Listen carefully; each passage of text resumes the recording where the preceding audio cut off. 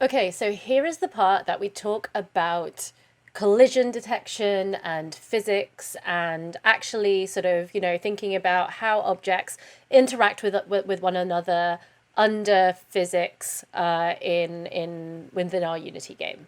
So if we just go back to thinking about how you would do sort of regular collision detection, right? The most basic form of collision detection is one where you look at sort of what are the bounds of one object, what are the sort of position and edges of one object, and compare it, right, with the position and edges of another object. So if I take a look at these two characters that I have, so Lucky the cat and Roscoe the dog, I can check to see if they're overlapping each other. If, for instance, I wanted to write a function which would check the position plus look at the width of this Roscoe sprite and figure out, okay, where is the left edge, and is it meeting with or overlapping the coordinates of the right edge of Lucky the cat, right?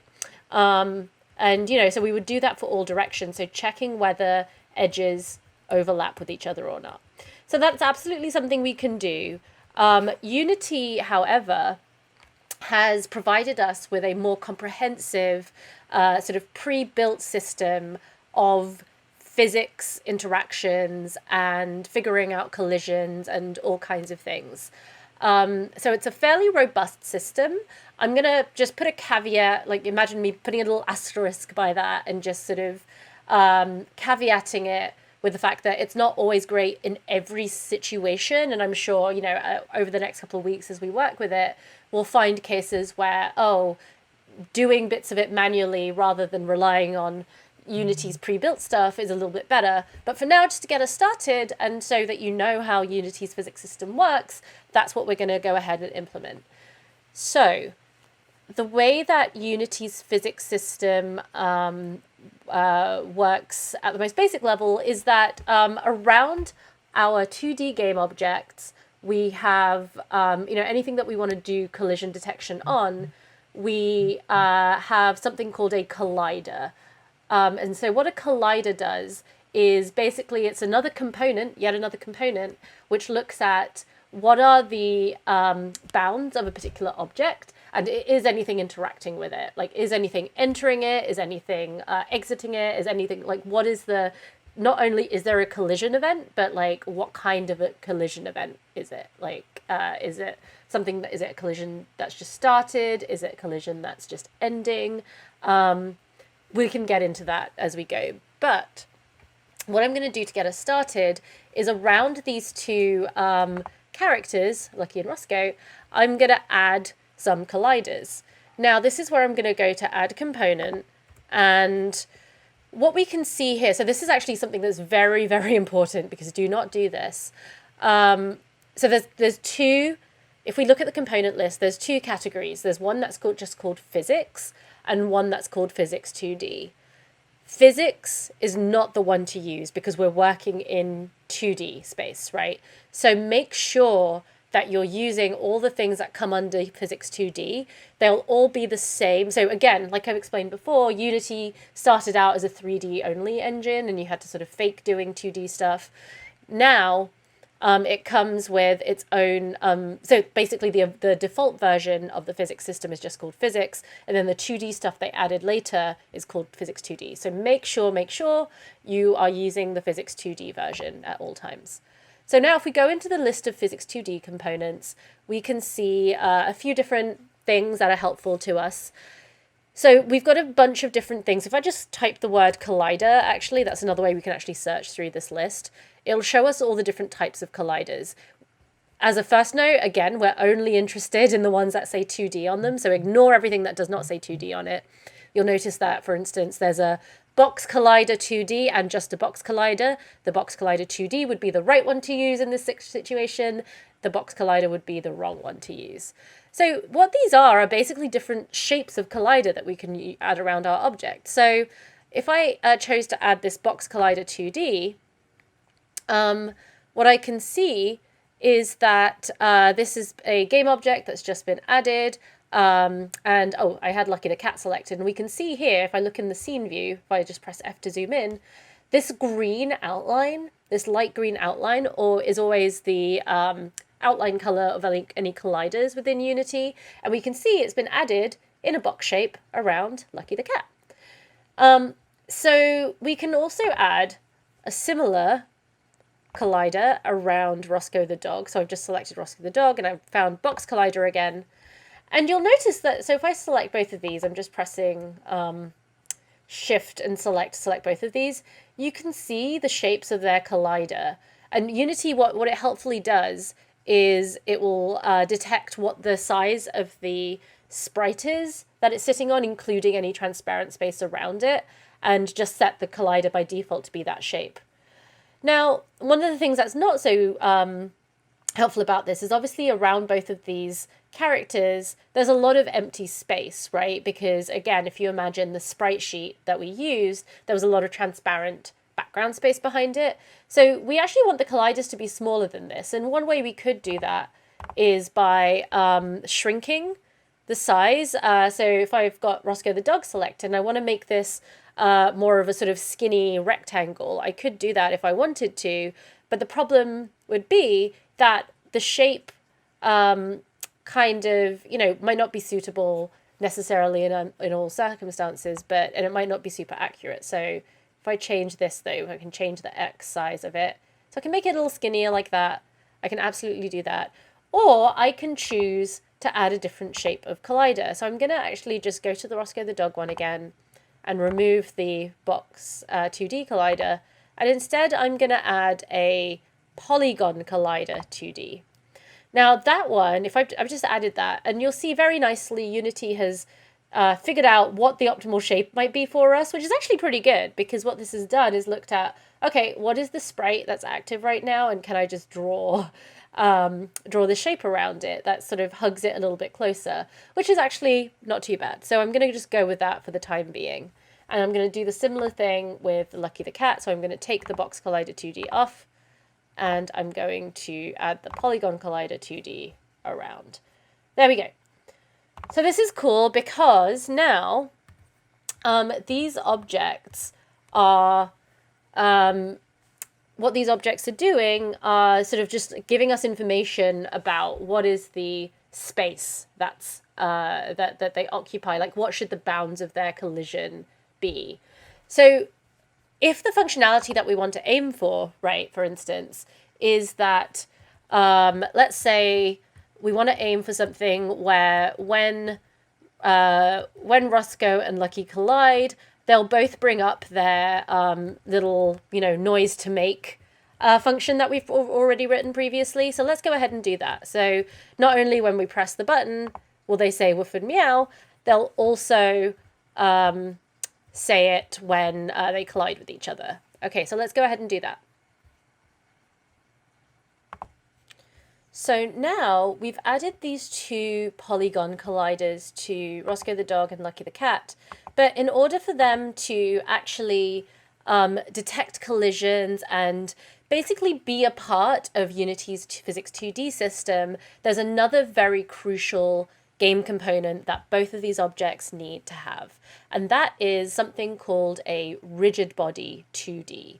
Now, what does a rigid body do? Well, if I start looking for it, so if I start typing in rigid body, and you'll see again, there's a rigid body 2D and just a rigid body. We want rigid body 2D.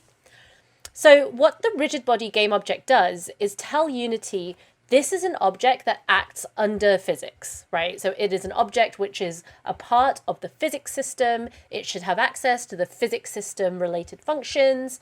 It should, it should like detect collisions. It should do all of the things that exist as part of Unity's physics system. So I've added it to Lucky the cat. I'm just going to add it to Roscoe the dog as well, because they both need it. They both need this rigid body 2D. And by default, you'll see there are some settings here, which I'll get back to in a second. But right now, if I go ahead and play, something is going to happen that I don't intend, which is that, oh no, they've both fallen through they've actually just fallen down. They've fallen through the floor. They've, they're just falling forever, basically. Why is that? Because gravity is now acting on them. So you'll see here in Rigidbody2D for either of these, because they both have the same components, configurations on them, there's a gravity scale button, parameter. So they have a gravity scale of 1. That means, gravity is just acting upon them by default. I'm just going to start, which changes again later, but I'm going to start by just setting gravity scale to 0 on both of them, just to show you something quickly. Cool. So I'm going to set gravity scale to 0 on both of them. And then I'm going to go ahead and press play.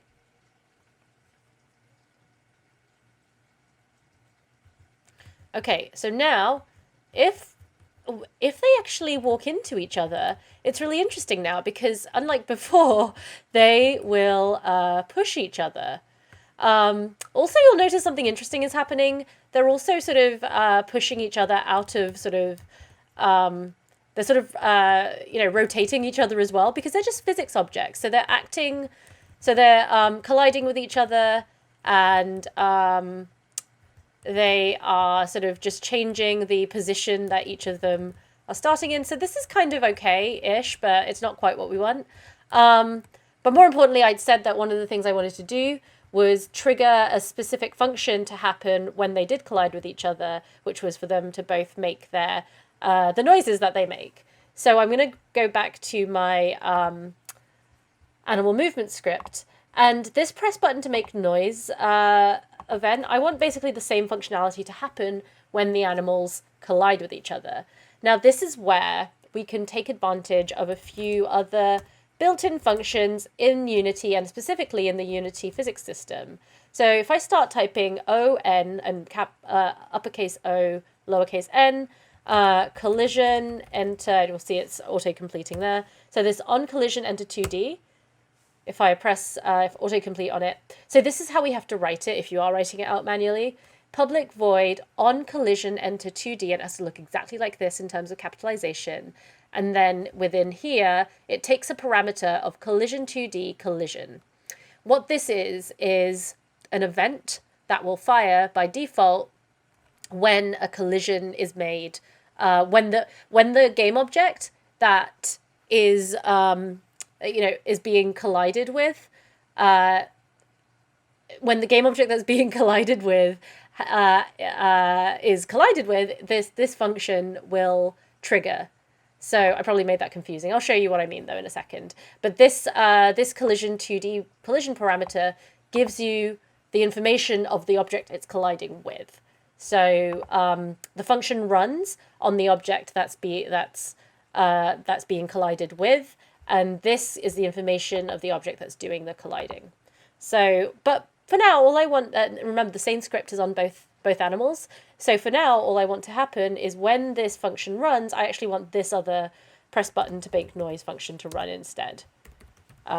Because I just want to use this functionality of textlabel.text equals noise to make. So they should say meow or woof respectively. So I'm going to go and press, have that compile. Oh, I'm still playing, so I'm going to stop it and play again. And now hopefully what's going to happen is, there we go. So when they collide with each other, they will say their text, and the text clears again as usual when we press the arrow button. Okay, so something else to note. Now that these are objects which are under the purview of the physics system, we actually don't want their movement to occur in the same way that it's moving right now. And actually the fact that we're using sort of transform.translate to do their movement right now is kind of what's messing them up in terms of making them go at this like funny angle when they're being collided with. So instead of that, we're going to change their movement code. Okay, so in order to change the movement, there's a few things that we have to do. So I'm going to go back into my my animal movement code. So the first thing we need is a reference to the, we can either get component or get a reference to the Rigidbody2D component that's on the same game object. In fact, you know what? I'm just going to, just so we practice using, actually, let's do this. I'm going to show you another pattern for setting what the what the values of certain parameters are when they're referring to game objects on the same, as when they're referring to components on the same game object, or on different game objects sometimes. I'm going to call this Rigidbody 2D because we need a reference to the rigid body because we need to access some functions that live on there. I'm going to call this, I'll just call it Rigidbody. And then one thing we can do actually is if we want to get the value of this and set it without needing to do it through the inspector, what we can do is just say rigidbody equals get component. And because we're doing it in start, this will get assigned when the game object starts up, right? And then it will just stay set like this. So this is a helpful pattern that helps us just assign values to some of our properties. Okay, so I have this reference to this rigid body. The next thing I want to do is, so this movement code here, this is all in update. I'm actually going to go ahead and comment all of this out because we don't want this anymore. We don't want this code to fire anymore.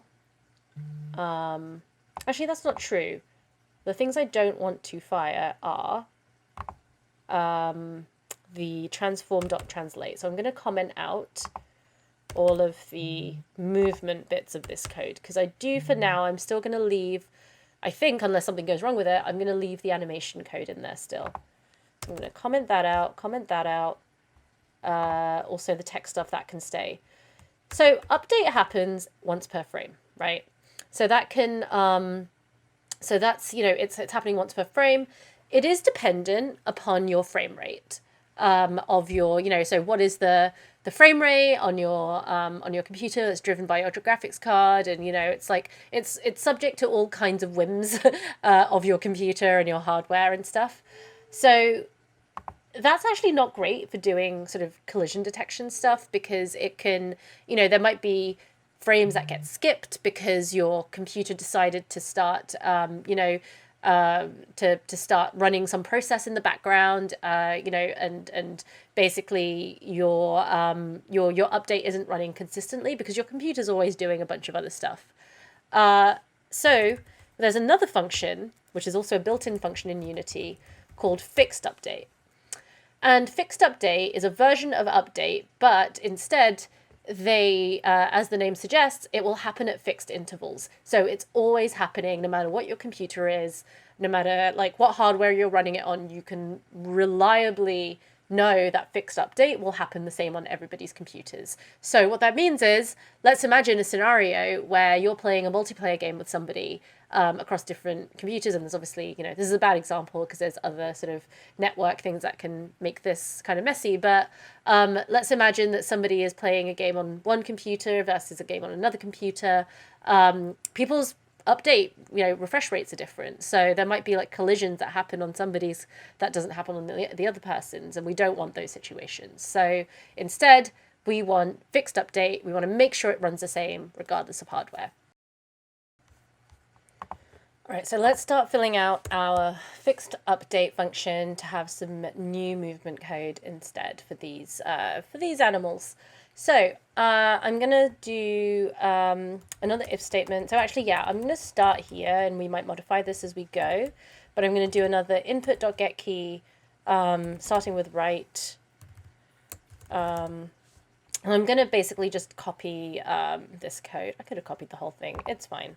I'm going to do this, and else if input.getKey. I'm just going to start with left and right first, and then we can add the others as we go. So what needs to happen in here is that we want to access the rigid body component and say rigid body dot, and now here is a function called AddForce, which we're going to use. So here is the thing about movement in Unity's, you know, using Unity's 2D physics system, which is that because these are objects which act under gravity, we want to move them using a force. So, and rather than just manipulating their position directly. So if you imagine, you know, obviously we are beings in the world. We are, we're entities that are affected by gravity all the time. Like, there's various gravitational forces acting on our bodies. And so it's the same with the objects in a Unity 2D physics system. So if we want it to move, we need to add a force. So the force I'm going to add, if we want it to move to the right, I'm going to say it's actually a vector 2, so it needs an x and y position. But if I want it to move to the right, I basically want to say vector 2 dot right, which is the same, if I mouse over this, as saying, as it says here, it's a shorthand for writing vector 2, 1, comma 0, which is 1 in the x positive, and then 0 in the y. So I'm going to do that.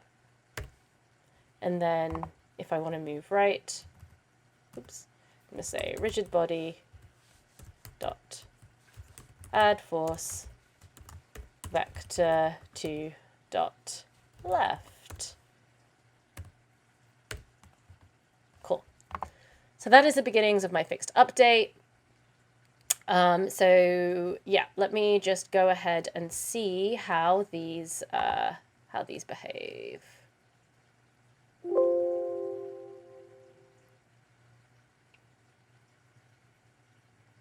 Okay. It's worth noting as well, I went ahead and changed my speed variable on, actually not even on both of them. On Roscoe the dog I did, and Lucky the cat I did not. It's still 0.1. But that's fine, actually, because we can actually see what the difference is here. So, start it up, and I'm going to press the right key now, and you can see Roscoe the dog is moving. He's also continuing to act under gravity, so the force is continuing to act on him even though we're not pressing the key anymore. So we need to do something about that in a second. For Lucky the cat, so she's moving right and she's still moving right. So I'm going to just bring them both back this way. Okay, you know what? I'm just going to stop that. Okay, so that's kind of started to work, which is pretty cool. All right, so what I've just done now is gone ahead and added the left, right, up, and down versions of this. So it's basically the same code as before, but rigidbody.addForce up, down, vector2.up, and then vector2.down. The other thing I wanted to point at is that you might still see when you run this that you get problems with the and firstly, this is definitely movement we're going to continue to fix, but you'll see that you still get this sort of rotation happening. Let's go ahead and fix that. So the way we would fix that is I'm going to open up this on the rigid body 2D, open up this constraints drop down, whatever you call it, constraints section, and then check this freeze rotation Z or Z. Check this freeze rotation Z, make sure it's not checked for anything else. So, okay, so basically on both of these objects, you can select both of them, open up constraints, and then go to freeze rotation Z. And then we'll find that these move a lot more, they don't start rotating when they collide with each other, which is useful. So we can see that they are moving in a very different way to before, so we definitely want to keep on iterating on that. But they are now at least objects, and the dog's just gone out the window, so we should fix that next as well.